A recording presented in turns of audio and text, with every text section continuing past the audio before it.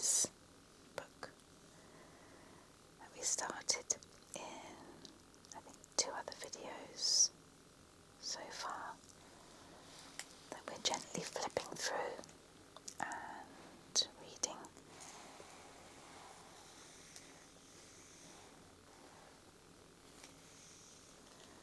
As we go.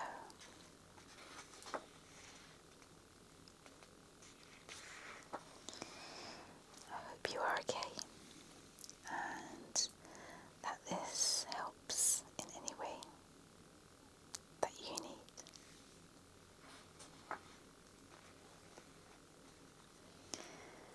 Okay, so Marilyn, wardrobe malfunction.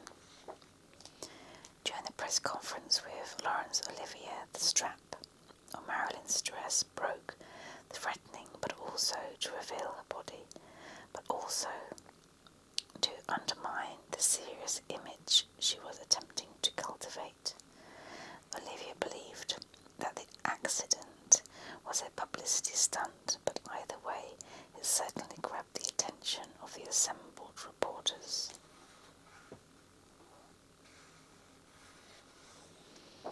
Meanwhile,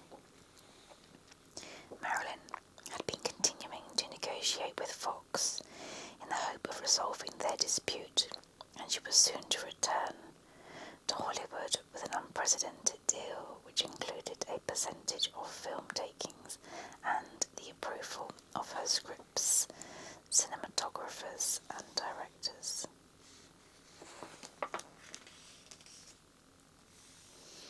Doesn't look like it there. Back to business. Marilyn's successful challenge to the traditional studio system marked her out, in the words of Time magazine, as a shrewd businesswoman, and she certainly looked the part in her tailored suit.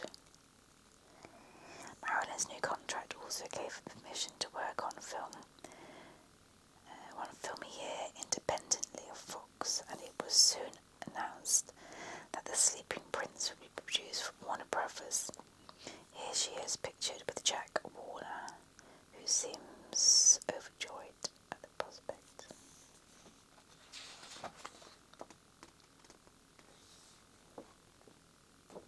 Nice picture. A court appearance back in Hollywood. Having settled her contract with Fox, Marilyn was preparing to start work on her next film, but first she had some other legal matters to attend to. A court case had been hanging. She was caught driving without a license in 1954. She was found guilty and fined $56. Whilst Marilyn had not worked on a film for over a year, her drama coach, Natasha Lighters, had remained on Fox's payroll, and now that Marilyn was about to resume her acting career, Natasha assumed that her services would be in demand once more. However, to her surprise and dismay, she found that Lee Strasberg's wife, Paula, had been brought in to replace her. Here is Marilyn with actor James Cagney at Beverly Hills party hosted by Look magazine. Despite her break from filming, Marilyn's time in New York and her triumphant return to Hollywood had considerably raised her profile.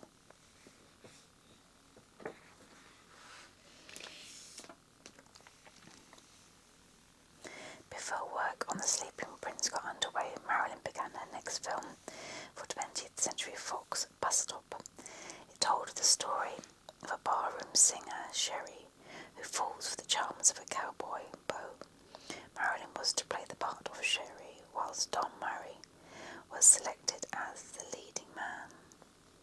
Director Joshua Logan was initially sceptical about Marilyn's ability as an actress, and was also concerned that she might be very demanding to work with, particularly as she had complained about her costumes before shooting even began.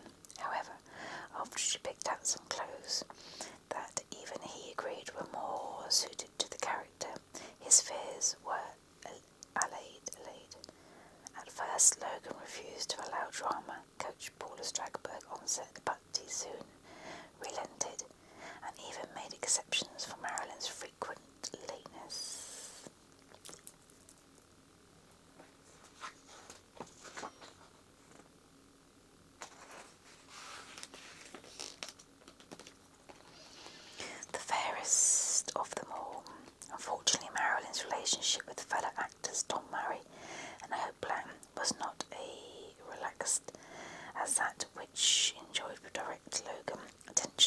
days when she refused to apologise to Murray after accidentally injuring him during a scene, and demanded that Lang's hair be dyed darker than her own.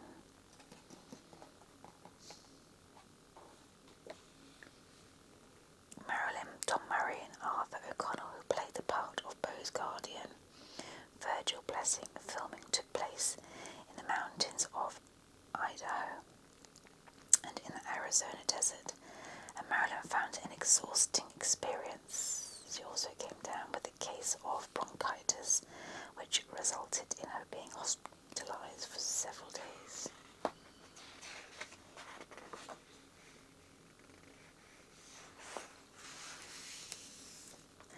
Happy birthday. On the occasion of Marilyn's 30th birthday in June 1956, just after the completion of Bus Stop, she was to attend a party held by director Joshua Logan. Amongst the assembled guests was President Sukarno of Indonesia, who explained that her films were highly popular in his country. For several months, Marilyn had been enjoying a quite romantic affair with the playwright Arthur Miller, and while she had been filming Bus Stop, he had been in Reno, Nevada, attempting to obtain a divorce from his wife. As soon as the divorce was granted, Miller returned to New York, and the day after her birthday, Marilyn flew there to join him.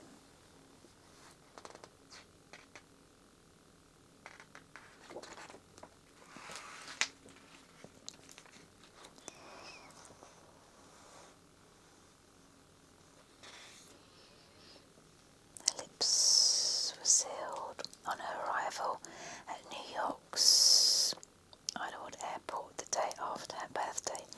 Marilyn was happy to pose for photographers with the birthday cake she had been given. She would not be drawn on the subject of her relationship with Arthur Miller, simply blowing reporters a kiss in response to their questions. Marilyn and Miller were actually planning to visit London when Miller's play, A View from the Bridge, was due to open, and where Marilyn would begin filming The Sleeping Prince. However, because of the previous association with the Communist Party, Miller had recently been called to testify before the Un-American Activities Committee, and there was some doubt that his passport application would be successful.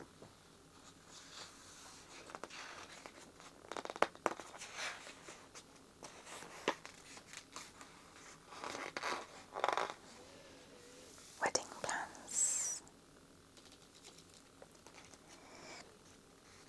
Although he was still waiting for a decision regarding his passport application, Arthur Miller revealed his intention to marry Marilyn, saying that she should be going to London as his wife, whether or not he was able to accompany her there.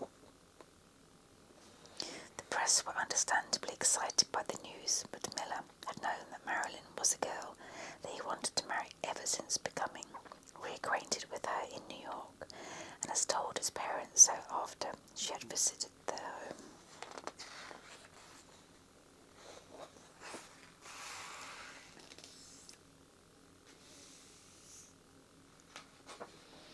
She looks happy there, glowing with excitement.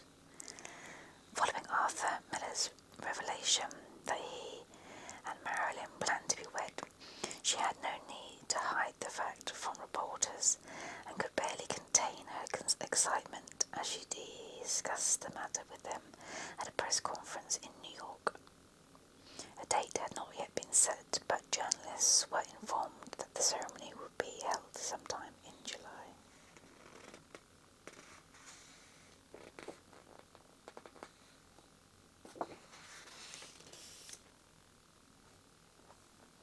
Married in secret.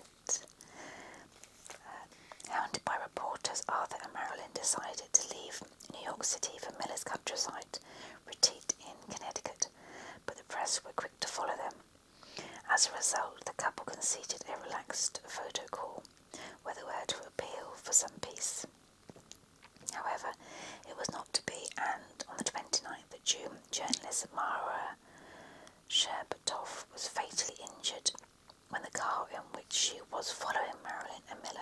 struck a tree. Oh goodness.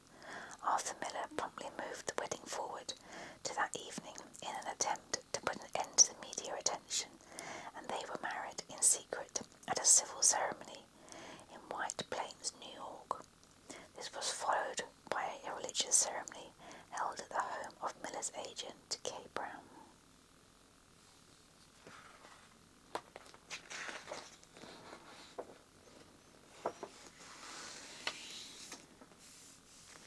Mr. and Mrs. Miller.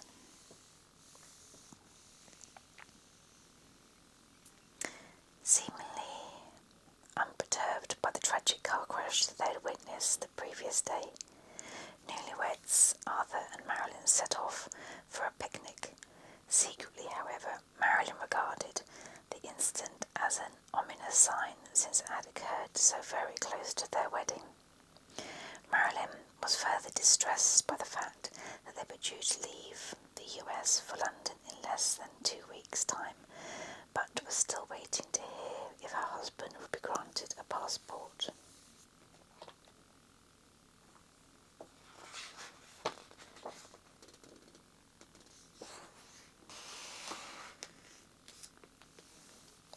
Honeymoon.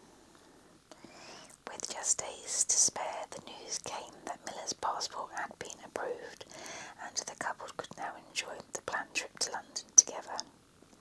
Although both of them had work to do in England, they also hoped that they would be able to spend some quality time together and could treat the trip as their honeymoon. As they left the US for England, the newlyweds shared a kiss for photographers. By now, Marilyn was well used to being in the limelight, but for Miller, the experience was somewhat unsettling.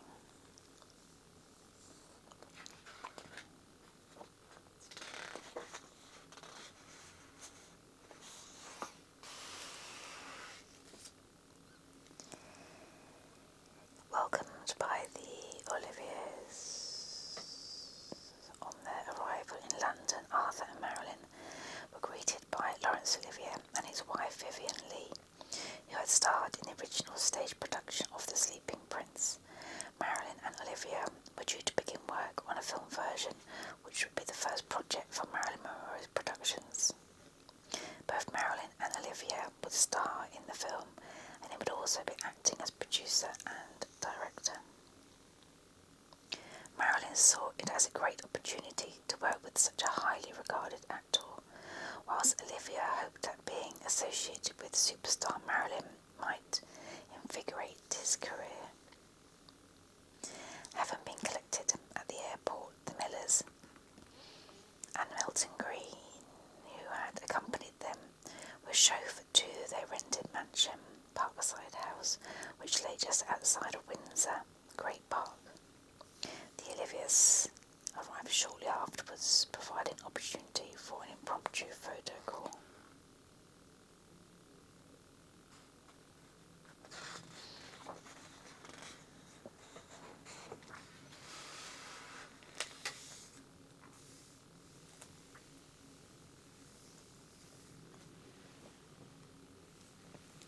The Prince and the Showgirl.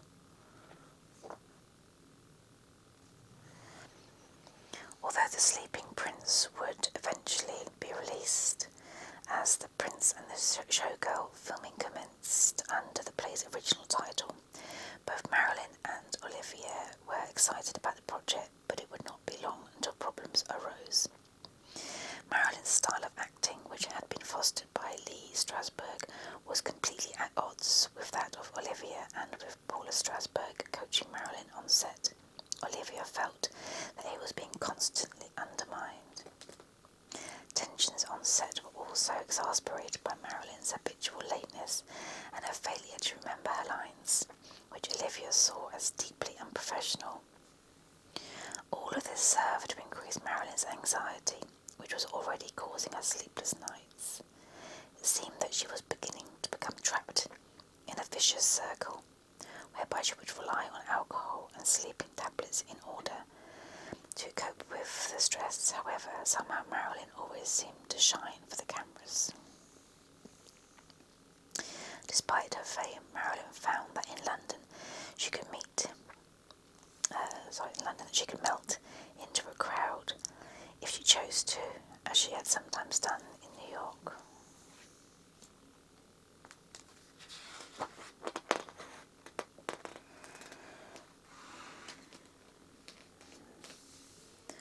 A view from the bridge. Whilst Marilyn had been working on The Sleeping Prince, Arthur Miller had been helping with preparations for the staging of his play, A View from the Bridge. The play opened at the Comedy Theatre, but due to objections about the content of the piece from the Lord Chamberlain, a licence for public performance had been refused. As a result, a private club, the New Watergate Theatre Club, had to be hastily formed before even its author could attend a performance of the play. The central theme of A View from a Bridge concerns a man's betrayal of his friends, which ultimately leads to his own downfall. It was a concept that weighed heavily on Miller's mind throughout this period, as the Un-American Activities Committee had asked him to reveal the names of possible communist sympathizers, and he was still waiting to find out whether he would be held in contempt of court for refusing to do so.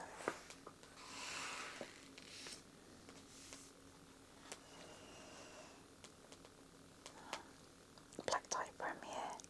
Marilyn and Arthur Miller appeared happy and relaxed at the black tie opening of A View from the Bridge, which they attended with Laurence Olivier and Vivien Leigh. However, beneath the surface, the couple were already beginning to experience difficulties in their relationship. In August, Miller had briefly returned to the US in order to visit his children, which left Marilyn feeling alone and abandoned, whilst he was beginning to find the reality of being married to a sex symbol and superstar more demanding than he had first imagined. It seemed as though Miller's idealised view of Marilyn had not taken her anxieties and frailabilities into account. Meanwhile, she had discovered some of his notes in which she believed that he was expressing regrets about their marriage. It seemed that both of them had found it difficult to separate fact from fiction, and the upset was increased further when Marilyn suffered a miscarriage around this time.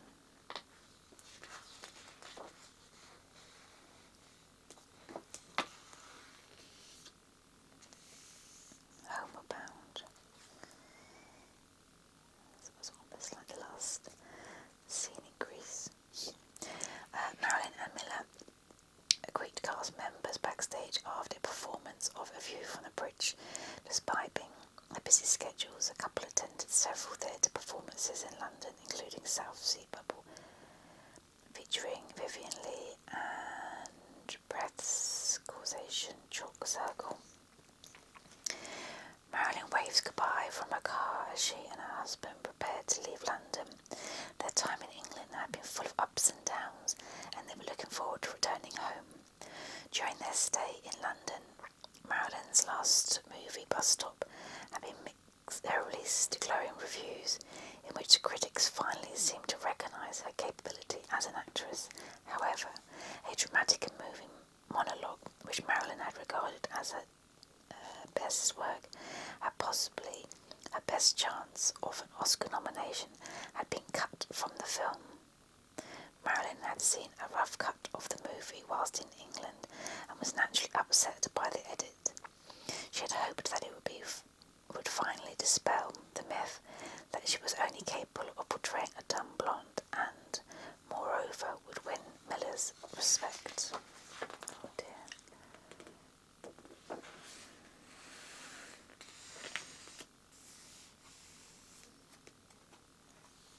Goodbye kisses. When Marilyn and Arthur Miller left England and returned to the US in November 1956, Laurence Olivier and Vivien Leigh came to see them off at the airport, and there were kisses all around for Marilyn. Overall, however, the time in London had not been a very happy one for anyone involved. Marilyn had found Olivia far more distant than when they had previously met in New York, and both couples had been experiencing problems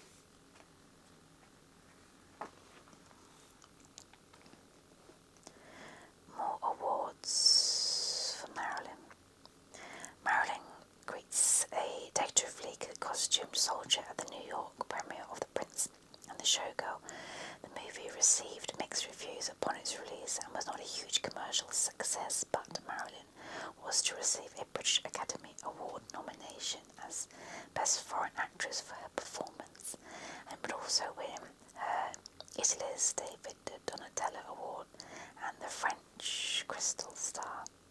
Marilyn easily outshone Olivia in the film, and today her performance is widely regarded as being amongst the best of her career. Despite Marilyn's best efforts to be recognised as a serious actress, the studio and many of her fans still preferred to see her in glamorous roles.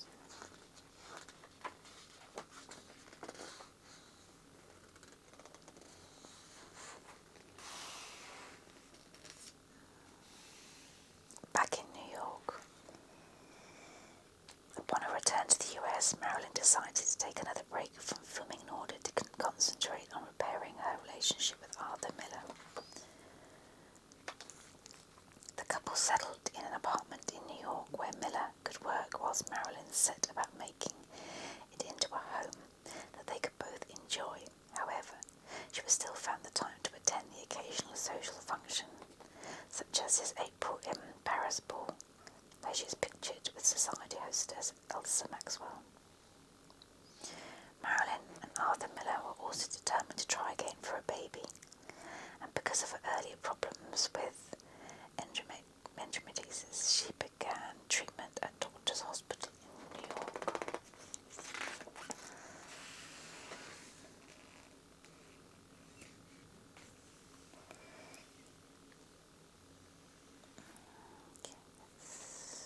Arthur Miller had been indicted on 2 counts of contempt of Congress by the federal grand jury and was called to the federal district court in Washington. He was facing a possible 2-year prison term and massive fines, but was eventually found guilty on just one of those charges, fined $500 and given a month's suspended sentence. Marilyn had accompanied her husband to Washington to support him, but managed to avoid reporters until the end of the hearing. During this time, Marilyn was delighted to find that she was pregnant again, only to discover a few months later that the pregnancy was once more ectopic, and that the baby could not be carried to full term. Despite the bad news, she was still able to muster a smile for the reporters as she left hospital with her husband at her side.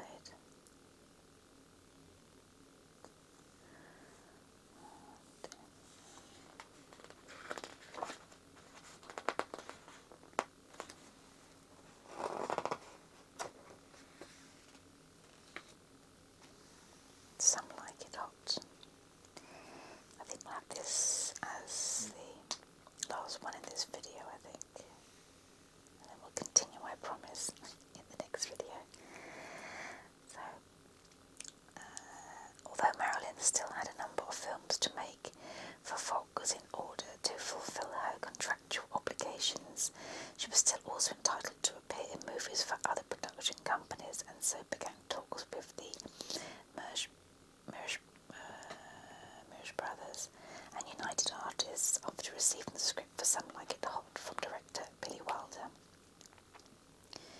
Here Marilyn is pictured in discussion with the president of Merge Company, Harold Merge. Set in the 1920s, the film's plot centres around 2 male musicians who disguise themselves as women in order to hide from gangsters after witnessing the Valentine's Day Massacre. The male leads were to be played by Tony Curtis and Jack Lemmon, whilst Marilyn was to play the role of Sugar Cane, a ukulele player and singer with the band. Curtis and Lemmon were cracked by drag artist Barbette, second left, to help make their performance more ladylike. Coached by drag artists.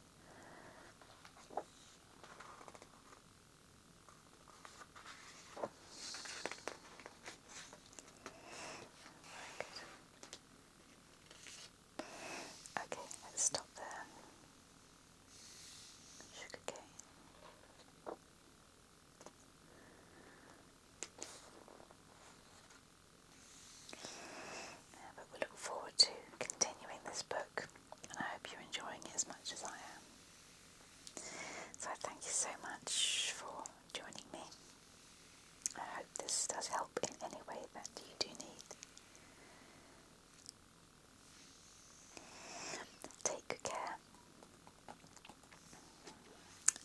see you again very, very soon.